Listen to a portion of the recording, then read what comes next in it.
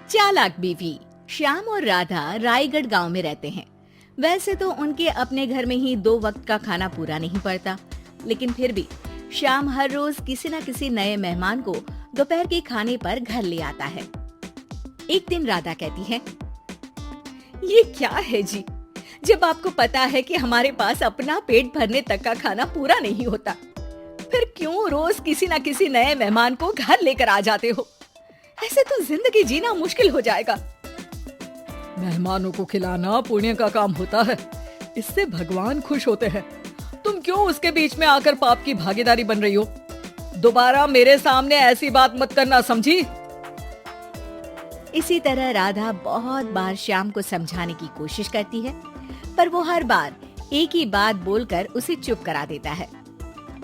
इन्हें समझाना तो बेकार है, मुझे ही कोई ऐसी तरकीब सोचनी होगी जिससे मेहमान अपने आप ही यहाँ आना बंद कर दे। राधा तरकीब सोचने में लग जाती है और इसी तरह कुछ दिन बीत जाते हैं। एक सुबह श्याम बिना कुछ बताए जल्दी घर से निकल जाता है और राधा अपने काम में लग जाती है। कुछ घंटों बाद श्याम अपने एक दोस्त के साथ घर वापस आता है।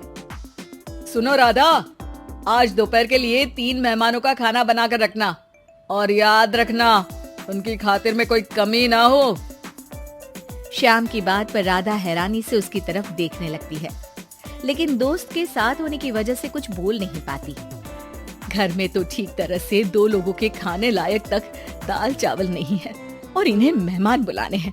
बस अपना अपना बोलते हैं, दूसरे की तो कभी सुननी ही नहीं है। क्या करूं मैं? राधा क्या करूं क्या नहीं की उलझन में फंसी ही होती है कि उसके दिमाग में एक तरकीब आती है, जिस पर वो श्याम और उसके दोस्त के घर से बाहर जाते ही रसोई में से सिलबट्टा निकाल कर लाती है। अब मुझे मेरे ये साथी ही इस मुश्किल से बाहर निकालेंगे।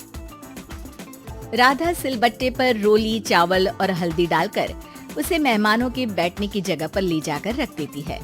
कुछ ही देर में वो तीनों मेहमान भी घर पहुंच जाते हैं। आइए जी, पधारिए, हमें आपका ही इंतजार था। जी शुक्रिया। श्याम भाई कहाँ हैं? वो ना बस आते ही होंगे, तब तक आप बैठिए ना। जैसे ही वो तीनों अपनी जगह पर बैठते हैं तो सामने पूजा किए सिलबट्टे को रखा देख असमंजस में पड़ जाते हैं। और बहन, ये सिलबट्टे की पूजा कर इसे यहाँ क्यों रखा है? क्या ये आपके यहाँ का कोई रिवाज है? अरे नहीं नहीं, वो तो मेरे पति की मन्नत है, इसलिए पूजा की है। हैं? सिलबट्टे पर कैसी मन्नत? मेरे पति ने मन्नत ली है कि वो अपने मेहमानों को खाना परोसने से पहले इस सिलबट्टे से 3 बार उनके सिर पर मारेंगे। राधा की ये बात सुन तीनों मेहमानों के चेहरों की हवाइयाँ उड़ जाती है, जिसे देख राधा मन ही मन हंसती हुई उन्हें दिलासा देते हुए कहती है, अरे आप लोग फिक्र मत कीजिए, ज्यादा तेज नहीं मारेंगे, बस 3 बार जरा सी थपकी। और ये सुनते ही तीनों मेहमान डर से कांपते हुए तुरंत अपनी जगह से उठ खड़े होते हैं। अरे अरे, आप सब उठ क्यों गए? मेरे पति बस आते ही होंगे, फिर सब साथ में खाना खाइएगा। अरे जी नहीं, हमें कुछ नहीं खाना। ये कहकर तीनों मेहमान बिना एक पल की और देरी किए घर से बाहर भाग जाते हैं, जिन्हें जाते हुए घर के अंदर आता श्याम देख लेता है। अरे वाह राधा, उन तीनों मेहमानों ने तो बड़ी जल्दी खाना खा लिया। नहीं ना, बिना खाए ही चले गए। अरे वो क्यों? क्योंकि वो खाने से पहले मुझसे ये सिलबट्टा मांग रहे थे, तो मैंने बोल दिया कि मेरी माँ ने दिया है, मैं नहीं दे सकती। बस फिर वैसे ही चले गए। राधा की बात सुन श्याम गुस्से से लाल होकर उस पर चिल्लाने लगता है। तुम पागल हो क्या? मेहमान को नाराज कर दिया। मेहमान जो मांगे उन्हें वो देना हमारा फर्ज है। इतनी सी बात तुम्हें कब समझ में आएगी? मैं अभी उन्हें ये सिलबट्टा देकर वापस घर में ले आता हूँ, तुम खाना तैयार रखना।